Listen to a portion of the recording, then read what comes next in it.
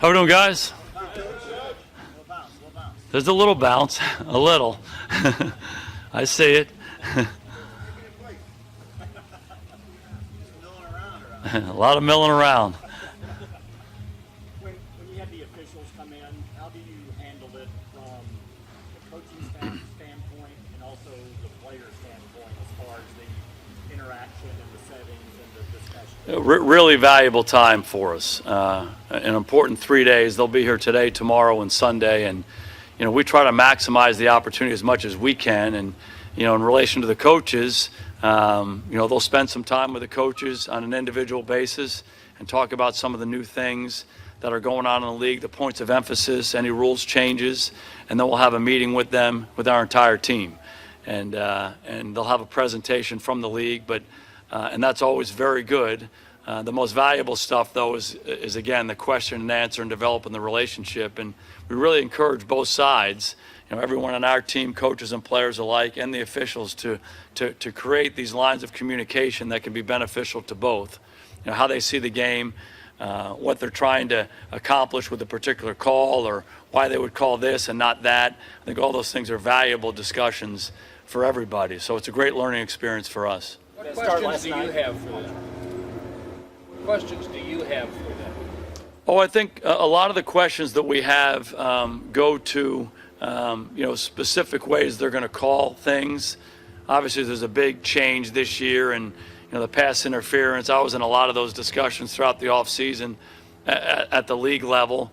So we've tried to convey that to our team. But the stuff that I'm always most interested in is when the tape comes up and we're watching a play on film in front of the whole group. Okay, what are you guys looking for? What can we do? What can't we do? What are some of the things that bother you? And if you see that, we're going to call it, just so we can coach it better.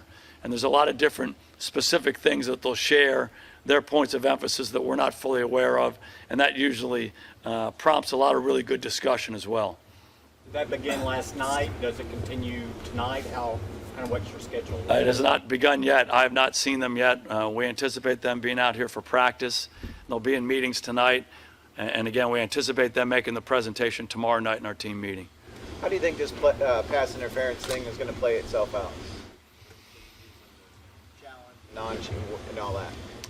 I think the most important part of replay is the standard used to overturn a play. And I think they're using clear and obvious now. I think they used to use indisputable evidence. There's been a lot of language through the years that they've used. And I think that's where it comes in the most, and that's how it's most impactful on us, the people making the decision as to whether or not to throw a flag or not. I think that's for replay in general. Okay, are they aggressive overturning things? Do they need to see a lot? Is the standard really, really high? I think that's the judgment you have to make. And I think when it gets to something like pass interference, the first time we've truly had a judgment call, I think you just have to find out what that standard is. I think Al Riveron has been pretty clear in his discussions over the course of the latter part of the offseason that the standard is going to be pretty high. It has to be clear and obvious. They're not going to spend a ton of time overturning things. If that is in fact the case, I think you'll see fewer flags thrown. I think they'll be held till critical moments in the game. I think it was a good thing to have it go back up to the booth in the final 2 minutes, so as these games not ending with everyone looking at a coach with a flag in his hand saying and making it all about the officiating. I think it's good that they made that decision. That was a consensus among a lot of the coaches in the discussions that I was in. But I think everyone's going to find out what the standard is, how aggressive they're going to be in overturning things, and I think adjust accordingly. Is there concern that, strike zone, right? 1 week it might be one thing, and then another week it might be something else? And I think the reason it goes to New York is to try to minimize that. And hopefully there is consistency from New York. I do think one of the dynamics that I anticipate happening is in the preseason, coaches being a little aggressive to try to find what that strike zone is. Let's look at some evidence on tape. What are you going to do with this one? Not to the detriment of the game, but really just kind of help everybody league-wide have some at-bats, have some repetitions at this, and just see where they're going to come out. Now, does that mean it's going to be exactly the same in the regular season? No, but it'll get us started down the road. So that they will develop consistency when they don't do it now with holding, they don't do it now with head hits or anything with personal fouls. It seems like it's a crapshoot each week. Yeah, I think that's a different conversation. Consistency in officiating is always something since the beginning of time everybody's wanted. The officials want it as much as anybody. Certainly players and coaches want it, fans want it. That's a different conversation when you're talking about that than a replay and how they're going to, at the league level, how they're going to address a replay issue, if that makes any sense to you. I think they're always striving to have the different crews officiate the game the same way. Again, we use that term strike zone a lot, and that's something we aspire to make better. And we've had long discussions about how they can do that as well. Zach Martin was held out this morning. Is he hurt or arrested? Yeah, his back was bothering him a little bit, and he's going to get an MRI right now, so we'll see what the results of that are. How have you seen Michael Gallup grow on and off the field since y'all drafted him? Oh, I just think he's grown. I mean, you used the word. He's grown as a player, and so much of that has to do with the experience and the approach that he takes.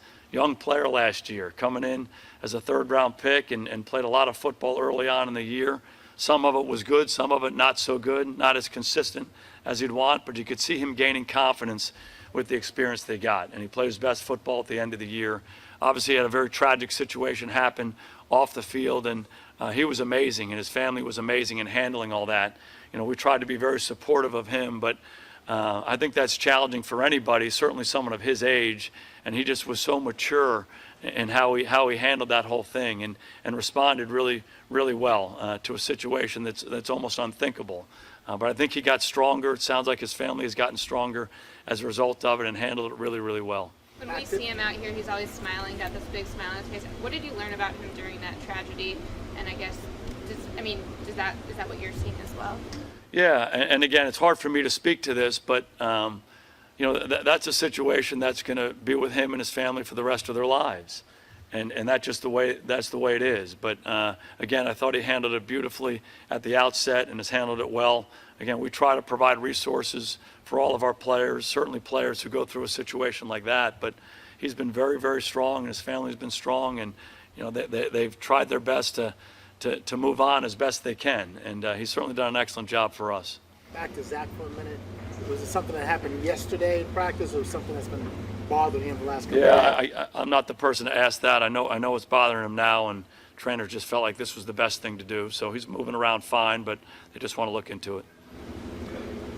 With Gallup, if you had to put film of him 3 padded practices into his rookie year versus 3 padded practices now, where would you see the most growth? Yeah, it's a similar growth that a lot of young players have, and I use the expression, you can see the smoke coming out of his ears, meaning his brain is working so hard that you see the smoke coming out of his ears, and he's got this look in his eyes because he's just not sure what he's doing. It takes so much work to process what the heck's going on. What's my split? What's my release? What's my assignment? What's my adjustment? All of those things against this defense versus that defense, all of that. And typically that causes players to slow down at every position. And you want to get them to a point through their preparation and their study and what you're doing in the meeting room and the walkthrough and on the practice field where they become more and more comfortable and they're internalizing what you're asking them to do and they just go play. And he's not there yet. But he's gone through that process, and he's certainly much further along than he was a year ago. And the more he plays, the more he's going to eliminate that thinking, and he's going to be more and more instinctive. And that's what the best players have. So much talk in the offseason about free agency and the safety position, and now the season's closing in, and Xavier Woods and Jeff Heath are still the guys running first team. What do you like about them? What does it say about them as they've kind of pushed through all that? We like those guys a lot, and you've heard me say it, you've heard Steven and Jerry say it a lot, that you're always trying to improve your team at every position, 365 days out of the year. And there certainly was some discussion about safeties in free agency. We brought some in. There was discussion about safeties in the draft, but those discussions about a lot of positions on our team. And sometimes those visits kind of take on a life of their own. We're trying to improve our team every way we can. And we'll bring guys in to work out. We'll evaluate them constantly and see if they help us. I don't know that that's necessarily a reflection on we're not happy with the guys we have. We're really happy with Xavier Woods and really happy with Jeff Heath and the other guys that are competing for those spots. And those guys handle those situations well. They're professionals. They know the nature of the game. It's our job to provide competition.